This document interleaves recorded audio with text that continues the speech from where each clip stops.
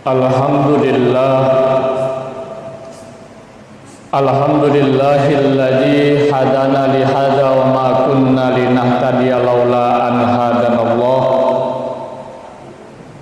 Asyhadu an la ilaha illallah wahdahu la syarikalah. Lahul mulku wa lahul hamdu yuhyi wa yumitu wa huwa ala kulli syai'in qadir. Wa asyhadu anna Muhammadan abduhu wa rasuluh.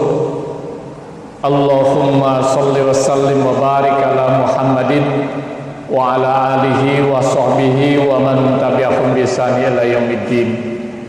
Amma ba'du fa ya ibadallah, usikum wa nafsi wa iyaya bi taqwallah faqad fazal muttaqun. Qala Allah ta'ala fi kitabihil karim. A'udzu billahi minasyaitonir rajim. Bismillahirrahmanirrahim. Huwallazi arsala rasulahu bil huda wa dinil haqq liyusirahu 'alad dini kullih walau karihal musyrikun. Shadaqallahul adzim. Masyarul muslimin, sidang Jumat rahimani wa rahimakumullah. Puji syukur kita panjatkan kehadirat Allah Subhanahu wa taala.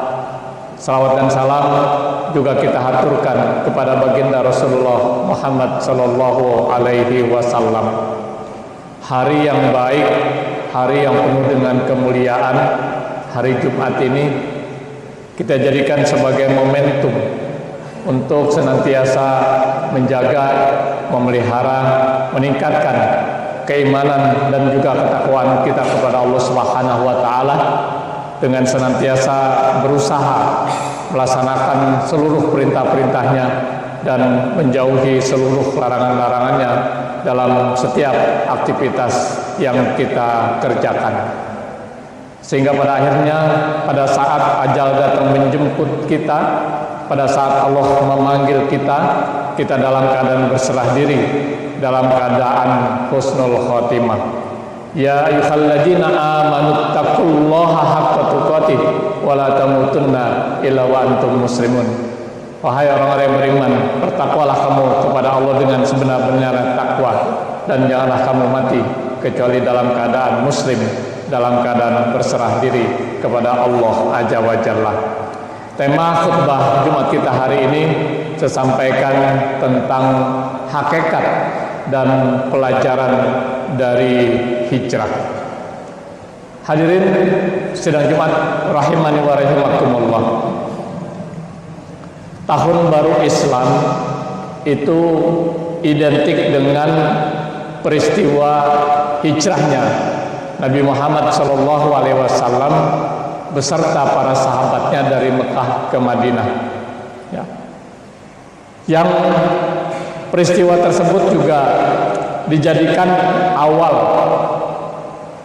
perhitungan atau penanggalan kalender Islam oleh Khalifah Umar bin Khattab radhiyallahu anhu yang saat ini sudah memasuki tahun 1445 Hijriah. Hadirin sidang Jumat rahimakumullah. Peristiwa hijrahnya Rasulullah sallallahu alaihi wasallam selain menjadi awal dari penyebaran Islam ke seluruh penjuru dunia, juga banyak mengandung hikmah dan pelajaran yang dapat kita ambil bagi kita umat Islam saat ini. Setidaknya ada dua hikmah pelajaran yang bisa kita ambil dari peristiwa hijrahnya Rasulullah Muhammad SAW beserta para sahabatnya dari Mekah ke Madinah. Yang pertama adalah hijrah itu tidak lain dan tidak bukan untuk menjaga, memelihara, meningkatkan keimanan dan juga ketakwaan kepada Allah Subhanahu wa taala. Timbul pertanyaan dalam diri kita, kenapa Nabi Muhammad dan para sahabatnya kok mau-maunya hijrah dari Mekah ke Madinah? Kenapa Nabi Muhammad dan para sahabatnya mau meninggalkan tempat mereka dilahirkan dan dibesarkan, mau meninggalkan kampung halamannya, mau meninggalkan harta bendanya, mau meninggalkan keluarga, menempuh padang pasir yang gersang dan tandus. Kalau panas, panasnya sangat menyengat. Kalau dingin, dinginnya sangat menusuk. Jawabannya tidak lain adalah karena iman yang bersemayam di dalam dada Nabi Muhammad SAW dan para pengikutnya. Oleh karena itu, kalau kita kaitkan dengan kondisi kita saat ini dalam rangka memperingati Tahun Baru Islam, tidak lain adalah bagaimana kita bisa menjaga, memelihara, dan meningkatkan keimanan yang ada pada diri kita. Karena dari peristiwa hijrahnya Rasulullah dapat kita pahami bersama bahwa iman bukan hanya menjadikan hidup kita ini teratur dan terarah, tapi iman itu juga bisa menjadi power, menjadi suatu kekuatan yang dahsyat pada diri seseorang. Sehingga dengan iman yang jauh akan terasa dekat, yang sulit akan terasa mudah, yang besar akan terasa kecil. Hijrah yang notabene tidak mudah dan sangat berat dirasakan ringan saja oleh Nabi Muhammad dan para sahabatnya dari Mekah ke Madinah. Meskipun demikian, kita juga harus mewaspadai bahwasanya kadar keimanan yang ada pada diri kita sifatnya labil, kadang naik, kadang turun, sebagaimana dikemukakan oleh baginda Rasulullah dalam satu hadisnya, al-imanu yazid wa yanqus fajaddidu imanakum. Iman itu kadang-kadang naik, kadang-kadang turun. Fajaddidu imanakum, maka peliharalah iman-iman kamu sekalian. Ibadah sholat Jumat yang diwajibkan kepada kita 1 pekan sekali, tidak lain salah satunya adalah untuk menjaga dan memelihara keimanan dan ketakwaan kita kepada Allah Subhanahu wa taala. Hadirin sidang Jumat rahimani wa rahimakumullah. Hakikat yang kedua daripada hijrah baginda Rasulullah Muhammad sallallahu alaihi wasallam tidak lain adalah dalam rangka menegakkan Islam, dalam rangka menegakkan risalah Allah Subhanahu wa taala di tengah-tengah umat manusia. Salah satu misi daripada baginda Rasulullah adalah menegakkan risalah Allah, menegakkan Islam, sebagaimana yang Allah kemukakan dalam surat As-Saff surat ke-61 ayat 9. A'udzubillahi minasyaitonirrajim. Bismillahirrahmanirrahim. Huwallazi arsala rasulahu bil huda wa dinil haqq liyusirahu 'ala dini kulli walau karihal musyrikun. Dialah Allah yang telah mengutus rasulnya bil huda dengan petunjuk, yang dimaksud adalah Al-Qur'an, wa dinil haqq dan agama yang benar, yang dimaksud adalah al-Islam. Untuk apa? Liyusirahu 'ala dini kulli, untuk memenangkan agama Islam di atas agama-agama secara keseluruhan. Walau karihal musyrikun, walaupun orang-orang musyrik tidak senang atau benci. Hadirin sidang Jumat rahimani wa rahimakumullah. Sejak baginda Rasulullah Muhammad sallallahu alaihi wasallam diangkat menjadi rasul, 13 tahun Rasulullah menyampaikan risalah Allah di kota Madinah, bahkan merambah ke kota Taif. Tapi kita bisa buka dalam sejarah, Islam tumbuh sangat lambat, jauh dari harapan yang diimpikan dan dicita-citakan oleh baginda Rasulullah Muhammad sallallahu alaihi wasallam. Selain itu, Nabi Muhammad dan juga para pengikutnya mengalami penindasan yang luar biasa dari kaum kafir Quraisy, baik fisik maupun non fisik. Beda halnya ketika Nabi Muhammad dan para pengikutnya hijrah ke Madinah. Begitu luar biasa sambutan orang Madinah terhadap kedatangan Rasulullah Sallallahu Alaihi Wasallam beserta para pengikutnya. Disambut dengan penuh keakraban, disambut dengan penuh kehangatan, disambut dengan penuh kekeluargaan kedatangan Nabi Muhammad beserta umat Islam saat hijrah ke Madinah. Sehingga dalam waktu yang relatif singkat Islam berkembang dengan pesat, bahkan sampai ke seluruh penjuru dunia. Hadirin sidang Jumat rahimakumullah. Apa yang dilakukan oleh baginda Rasulullah Muhammad sallallahu alaihi wasallam menegakkan risalah Allah Subhanahu wa taala di Madinah. Sebenarnya ada 3 hal yang dilakukan beliau. Yang pertama adalah membangun masjid. Ya, membangun masjid.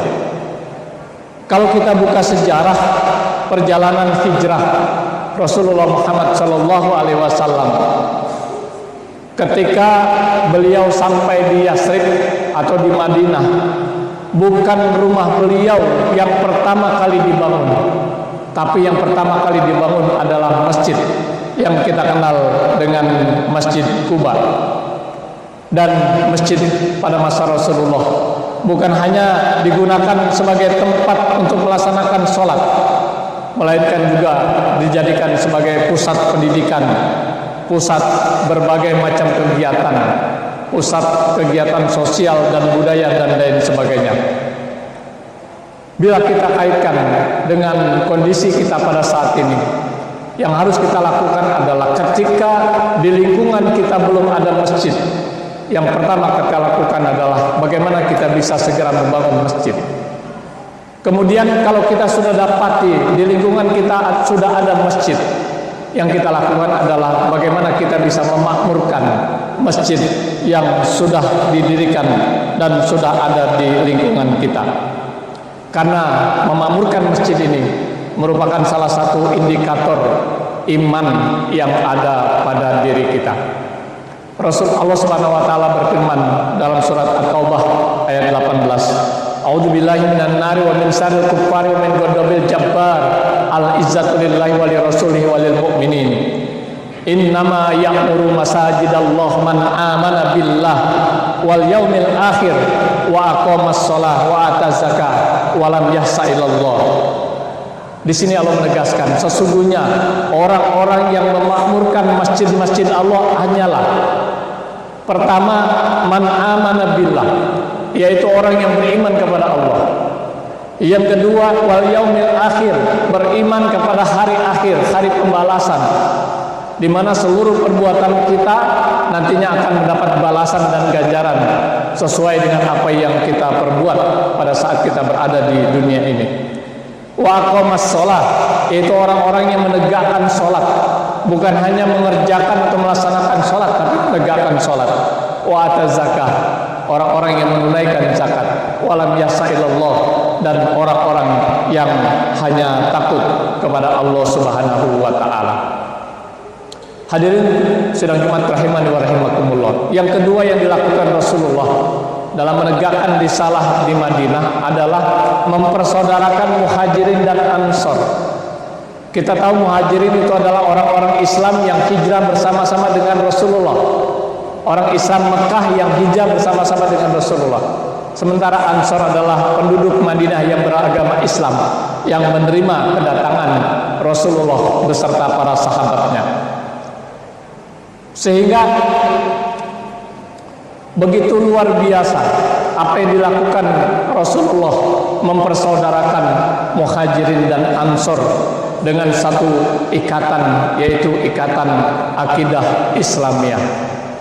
Sehingga di Madinah tidak ada lagi Muhajirin, tidak ada lagi Ansor, yang ada adalah umat Islam. Pantas kalau umat Islam Madinah mendapat gelar Ansor, karena begitu saudara-saudaranya dari Mekah ketika hijrah dari Mekah ke Madinah banyak yang tidak membawa harta benda, hanya pakaian yang melekat di badan. disambut dengan sukacita, disambut dengan penuh kehangatan, disambut dengan penuh kekeluargaan, diberikan makanan, diberikan tempat tinggal, diberikan tempat usaha untuk saudara-saudara mereka yang hijrah ke Madinah pada saat itu. Pantas Rasulullah SAW menggambarkan tentang persaudaraan yang dibangun. Tarol mu'minina fi tarahumihim wa tawadudihim wa ta'atubihim kamasalil jasadi jastaka min fu'udun tadaan sairul jasadihi fis syarri wal humma. Lihat, perhatikan kehidupan orang-orang mukmin dalam hal kasih mengasihi, sayang menyayangi, cinta mencintai, bantu membantu antara satu dengan yang lain, bagaikan satu tubuh. Bila ada anggota tubuh yang sakit, mereka ikut merasakan sakit dengan tidak bisa tidur dan demam.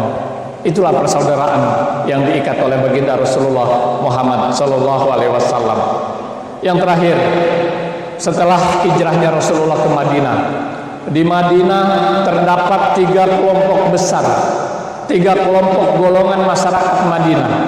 Yang pertama adalah Muhajirin dan Ansor yang sudah diikat dengan akidah Islamiyah menjadi kelompok umat Islam atau kaum muslimin.